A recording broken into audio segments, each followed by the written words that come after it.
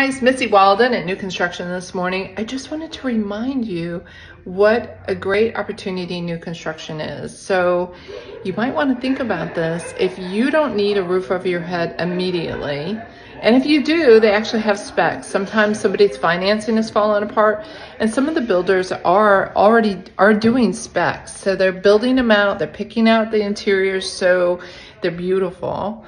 The other thought process is if you have the time and you want to do everything yourself, pick out your own everything, make sure and get your financing in order, and then we will put your house on the market as soon as you get your occupancy permit for your new construction, and we will put your home on the market, get it under contract, do a post-occupancy if we need to, whatever we need to, so you're not homeless. And then you settle on your home. The funds will be available, and then once your funds are available, then you close on your new construction and you move door to door. How do you like this? Looks like I have a halo or a hat.